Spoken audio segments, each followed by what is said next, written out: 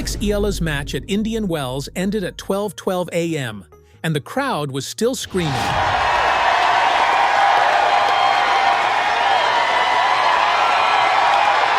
The umpire had to ask for silence multiple times. In the cold desert air of Stadium 3, Filipino fans who'd been following Eala since her morning practice on Court 6 refused to leave, refused to quiet down, and refused to accept that a tennis match past midnight in the California desert was anything less than a historic moment. That's the Eala Effect. And in 2026, it didn't just overflow a court, it broke a tournament. 19-year-old lefty Alex Eala from the Philippines could be the next big thing in pro tennis. This is the goal. My goal is to be able to integrate myself into the WTA circuit more and to be able to handle myself better on court.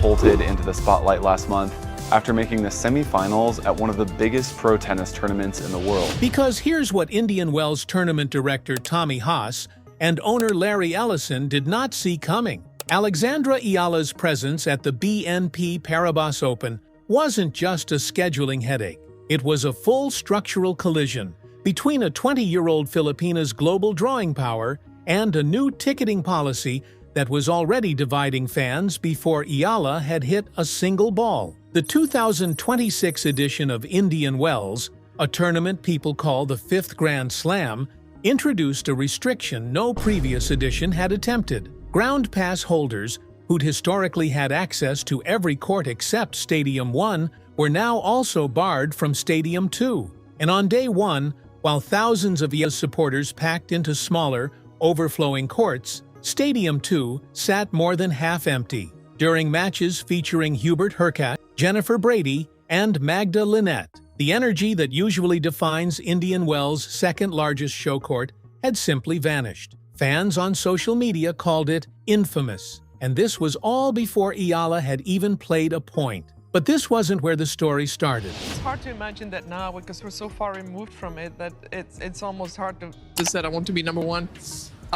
Little did I know that I would, 100%. I think sports has always been on the front of social change and social progress. If Eala, can keep doing well with her tennis, who knows? The sky's the limit on the court, off the court. Is she the biggest draw in women's tennis right now in the world? And then we have a big challenger after this.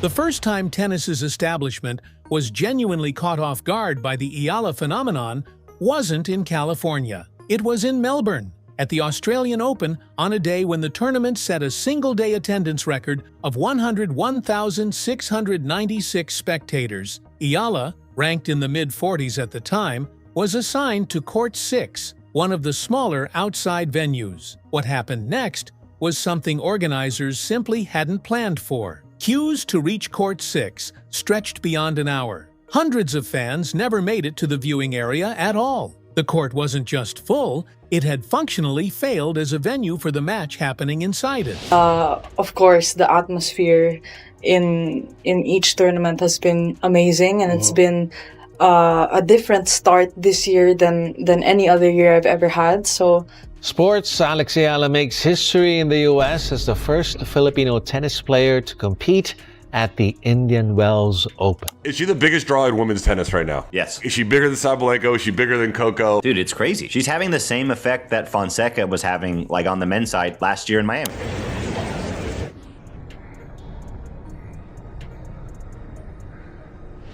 Martina Navratilova, an 18-time Grand Slam singles champion, was watching from the Tennis Channel commentary booth alongside Lindsay Davenport. And Navratilova's reaction wasn't analytical. It was pure astonishment. Navratilova said it was amazing that people were so nicely standing in line for a full hour, just for the chance to see a match they might never even reach. Davenport went further, stating flatly that Eala needed to be on a bigger show court, and identifying Eala as arguably the most famous female athlete to ever come out of the Philippines. These weren't casual observations. Navratilova and Davenport were publicly documenting the moment a tournament had fundamentally underestimated a player, and that documentation set the terms of the debate that would explode 2 months later in Indian Wells. And that's when the bigger picture started to come into focus. Eala advances to the Dubai WTA 1000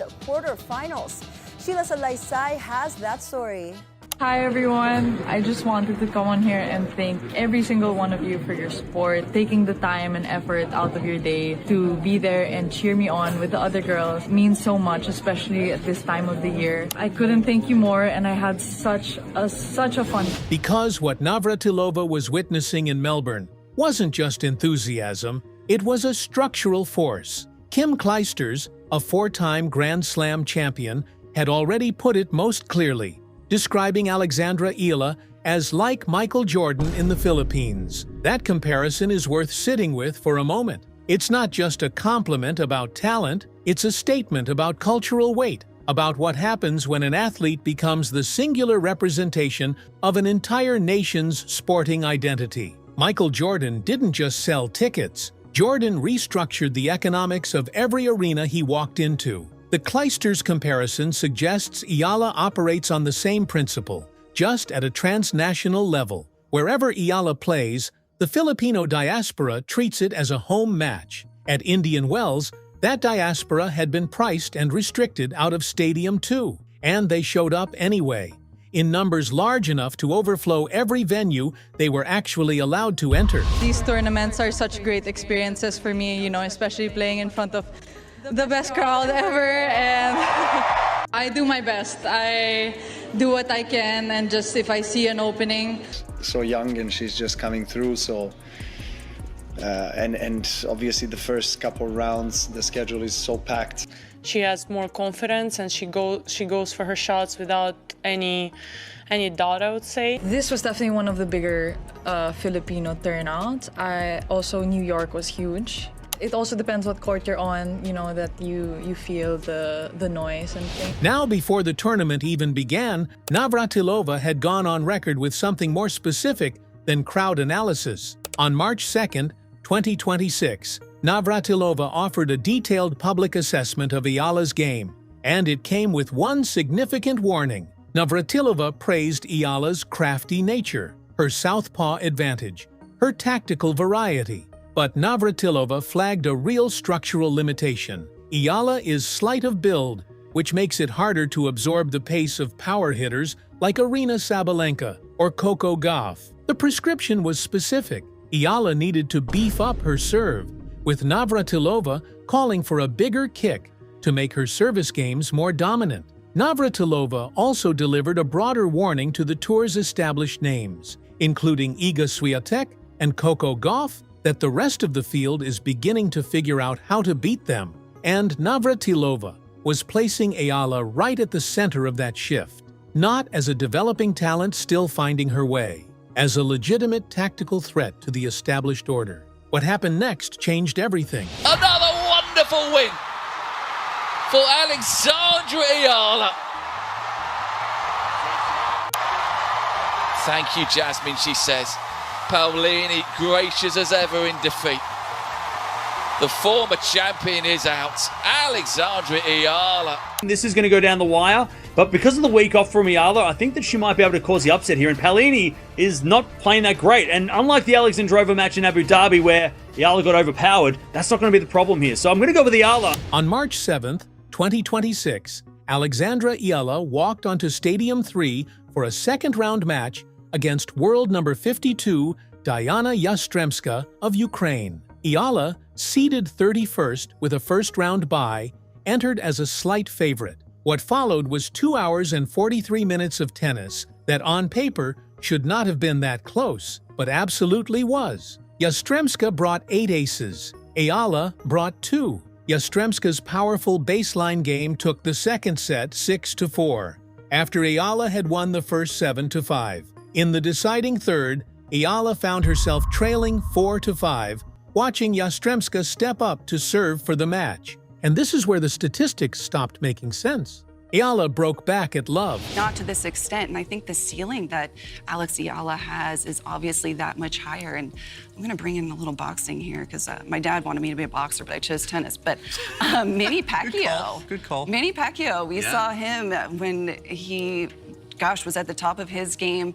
It also depends what court you're on, you know, that you feel the noise and things. So the other day with Alex Eala, you know, that's been... Eala held serve. And then, when Yastremska, who had racked up 14 double faults across the entire match, faltered in the 12th game of the third set, it was over. Final score, 7-5, 4-6, 7-5. Here's the detail that demands a second look. When the final numbers were counted, Alexandra Eala and Diana Yastremska had each won exactly 73 total points. The match was statistically tied. Eala won it anyway, on serve consistency, on breakpoint conversion, and on the kind of mental fortitude that keeps you alive when defeat is one game away. The clock read 12:12 a.m. The Filipino fans in the cold desert air did not leave. Eala threw her racket in jubilation and ran straight to embrace her parents. Prize money locked, $61,865. That's P3.6 million. Live ranking, number 29. 65 ranking points earned before sunrise. And that win immediately created the collision the entire tournament had been building toward. I'm really happy to advance to the next round. Obviously, it's not in the way I wanted it to end.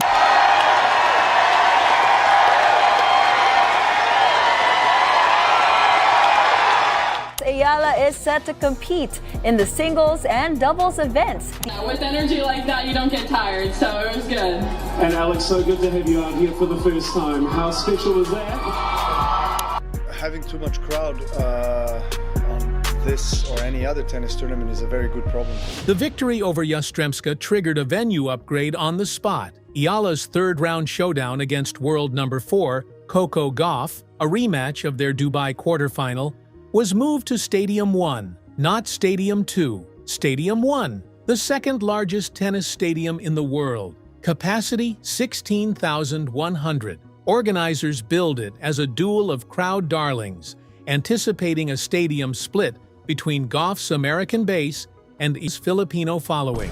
The commercial reality was already impossible to ignore. Secondary market resale prices for Eala's matches. Biggest draw in women's tennis right now. Yes. Is she bigger than Sabalenka? Is she bigger than Coco? Dude, it's crazy. She's having the same effect that Fonseca was having, like, on the men's side last year in Miami. It's like Fonseca, but I think it's bigger than Fonseca. It is, yeah, it is. Like, the Doha, like, crowds were insane for her last week. Yeah. Correct. She's definitely one to watch, obviously because she's so good, but just for the atmosphere. You want to tune into her matches just to see what it's like on the court. There's got to be, like, a little jealousy maybe from some of the women. That girls coming in, she's not top 10, biggest. Had hit a floor of $2,760 to $3,200 just to get in the door. Lower-tier seats for the Stadium 1 finals were fetching $5,000, block 116. This wasn't just a scheduling call, it was the tournament openly acknowledging that the ground pass controversy, the half-empty Stadium 2, the overflowing outside courts, had been caused by a fundamental miscalculation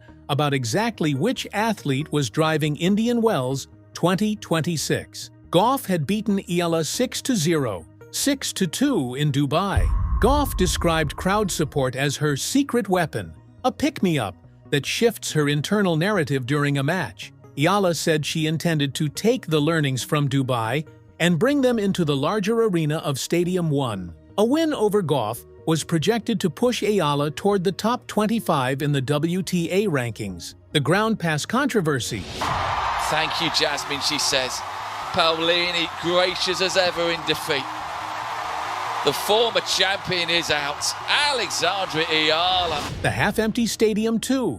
The 12:12 a.m. finish in the cold desert air. The 73-73 statistical deadlock that Eala somehow turned into a win. All of it now pointed toward one question that the 2026 BNP Paribas Open couldn't answer before it was over. In a stadium built for 16,100 people, split between two crowd darlings, could Alexandra Eala do in Stadium 1 what Martina Navratilova said she still needed to prove, and beat the player who had most recently shown the world exactly what Eala's game looks like when it breaks down?